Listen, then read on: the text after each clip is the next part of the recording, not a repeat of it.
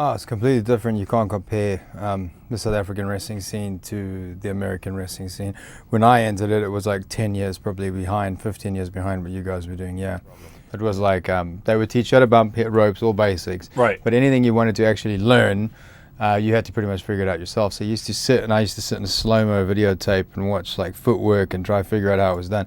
So when I got to the States was the first time I'd actually had everything broken down into, oh, okay, that makes sense. You got to look at it from a developmental standpoint. They want their talent to get all the different types of experiences they can. And I was coming with a totally different experience background. So I was more, I think, hired to actually help the guys they were looking at, because I brought something different to work with. Right. If you know what I'm saying. Yeah. So I think that was initially what it was. And I, without being trained, did a lot of stuff instinctually right. And that's what I know that like Dr. Tom and them liked, was the fact that I was doing things right, but I never knew why. Right. You know, and so Dusty was extremely involved in the creation of Adam Rose. And that was where I spent the most amount of time with him. Any valuable lessons that stand out with Dusty? Too many to count. I'll be honest with you, a lot of it I didn't understand. I just think Dusty's on this wavelength and everyone else is on the normal end. So a lot of it I didn't understand, but like Dusty's a visionary. Dusty sees things other people don't. Dusty can spot talent like that. And if he can spot talent in someone that everybody else is putting down. Bring up is Sammy Callahan. Yes. How that happened, that should never have happened. And then CJ Parker as well, that should never have happened. Everybody says that. Sammy's a hell of a talent. So CJ Parker is one of the most entertaining people I've ever met, and that's just outside the ring. So it's like, I mean, I just think. Why do you think they couldn't tap into him? I don't think they got Urban legend time. Is it true that Yoshitatsu kicked Sheamus's ass in developmental? I heard about it, never saw it, can't say one way or the other. No. Not with Adam Rose. I knew Adam Rose had, and even Hunter knew Adam Rose was just a little too quirky, and this was going to be a hard sell. That's how it was put to me. This is going to be a hard sell, not just to the audience, but to the boss. This is going to be a hard sell. He's probably never watched Get Him to the Greek and has no idea what we're doing. And that's probably the main reason it moved that quickly, was just because the NXT reaction to it was so big. But yeah, that was make or break time. You walk in there, I think there's 7 rings. You got, so all the rings are running. So you got classes, from beginners to intermediates to advanced, and they're all running at the same time. So there's a lot going on. Then they've got a ring where you can practice all, like it's literally a ring that's empty except for crash pads. So you can practice all high flying stuff there. And what they like to do is rotate students, so you get a little bit of every coach. And then you got the promo class, which runs, and then you got a private little promo facility in the back, which you can actually practice stuff in. That's green room? Yeah, like there's. I would say Adam Rose done my way had a far more interesting promo. How would you have done it? Well, it wouldn't have been Sesame Street. Yeah, it would have been completely different. And it wasn't. It's like on NXT, it wasn't Sesame Street. And then towards the end, it was starting to already go there, I remember. But it was like, the character was supposed to be clubby. It was supposed to be edgy. It was supposed to, literally, we went to the club and we came out and that was it, you know. But then somehow I had a hot dog and a hamburger and this and that and the other, and it became Sesame Street. And I remember turning around the one time in Gorilla, looking back at a 35-year-old man in a hot dog suit and going, oh, that's shit. Yeah. For me, NXT was a far more laid-back environment, and the main roster, I don't think there was ever a laid-back experience. It's far more intense, especially Raw. Raw is just tension from the moment you get there to the moment you leave. When did you first learn NXT was going to be on the WWE Network? I think in some ways it definitely enhanced the work. I think if they had just let it be South African cultural, and let's not try put a label on it, and let's just let Leo be Leo, you know, the weirdo from South Africa that you don't really understand. It's sort of, you know, it's a part of like the South African. There's a certain part of the South African community that's like that. I think it would have had more legs. Bray, I worked a lot with Bray. I worked with him when he was Husky Harris, of all things, where I beat him for a year with a sleeper hold. No, Bray is immensely talented. He's a great, he's an artist. I mean, he created this character, and he creates, Bray could produce movies and create like the most crazy stuff because his brain is just, loved working with Sammy. Sammy's a incredibly sociable, fun little person, and the matches were always fun. And I wish I could have done more with him.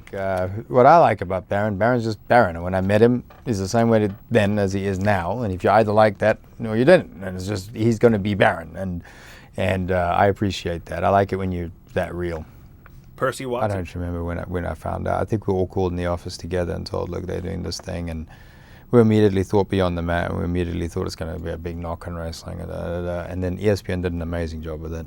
Did you have any problem with them filming you and showing your family life? I did not like opening up my family life, just because I felt like Mab was so vulnerable, and I'm not sure, like, one day when Mab looks back at that, if he's going to, like, how he's going to feel about that, you know, so, but... and my wife hated it. so, right. But I think they did it so well that afterwards I was happy we did it. How long were you filming? I wouldn't see it that way at all. It was funny to me that it was never utilized. I think we went straight to Rosa Mendez, which was a complete disconnect from ESPN. And I was told that the audiences were different, that the wrestling audience and the ESPN audience are two completely different audiences. But I think a missed opportunity. In the documentary, it was really portrayed that you were really close to being cut and likely would have been gone if the character didn't take off. Mm-hmm. Were you aware of that at the time? Oh, yeah. Okay. I'd been told that directly. If this doesn't work, you're done. No, so we did start that already. I think that was actually Byron Saxton's idea, of all people, right? Were the Rosebuds. And they were, I mean, to all the guys that did it, thank you. But it was a great irritation to me because I had to go through all these rehearsals with them every day. Every day I got there, the first thing I had to do was take 12 rosebuds and teach me how to catch me on a trust fall and all this. And it just added a bunch more stress than I needed. Any ribs on you as far as like maybe the people they put under the banana or whoever? No, not that I remember. They were so nervous, most of them. The Adam Rose debut is probably one of the most emotional things I know because I knew it was on the line. I knew my job was on the line. Everything was on the line. It had to work. And when the crowd received it that way, it was emotional. There were tears in the back when and not just by me. I mean, I think for NXT talent that had watched this journey, everyone was very emotional. Who are the members of the creative team that really were behind pushing and writing for Adam Rose and the character? Brian James had a lot to do with it. Brian James, okay. Road Dogg. Yep. And the reason is he understands entertainment and wrestling. If you're just a wrestling guy, you weren't going to do that. But it's like there were so many missed opportunities, like just opportunities that we were on fire. And it's like if you just capitalized at that moment, it would have made a huge difference. And I was walking down the hall and Vince came that way, and I made a quick U-turn and ran away this way. And then the boys caught me, and it was a whole thing. But no, I found him incredibly intimidating in the beginning. And then once I actually spoke to him, he's very...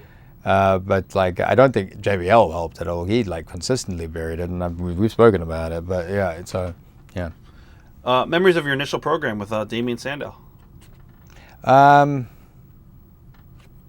We could have had some good matches. I don't think we were ever really put in that spot to have good matches. So we had one of the things that really bothered me was we went to Europe, and my character was the most over character the first time. This was before we had buried it and heard it and damaged it. And I mean, they sang my song on the subway. It was just insane, right? And I came out in the dark with Wade Barrett because they were trying to lemon at Hunter. Well, this entire audience was calling Hunter a lemon, and it was right in the beginning. And I was like, we got something really special here. And then we went back to the States. When you found out that you had failed for the ADHD drug, why did you choose to make it public? Because I felt it was wrong. I felt it was unfair, and I felt it was wrong. My doctor felt it was unfair and felt it was wrong. My doctor was angry. Even my doctor was like, what is going on here? I sent them all the documentation. They knew about it.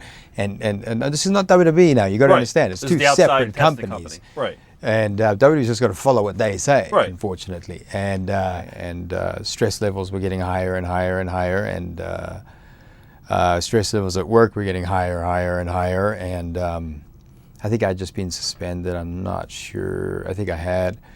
And nothing physical happened that night. All that happened was because I kept the argument going. I kept on not letting the argument go. I was keeping the conversation going. That she made an empty threat. Never knew the number was dialed. And when I took the phone, the battery fell off the back of the phone. Right. She's on the phone with it. I can't say that because I dealt with one so much more than the other that I can't judge it. Like Hunter was way more open. Plus Hunter was more involved in NXT, so I had more to do with him. But I just don't want to end on that note. That's what bothers me. I don't want to end on that note. That's not me. Right. That's not fair, and it's not me, and it's not an accurate portrayal of who I am.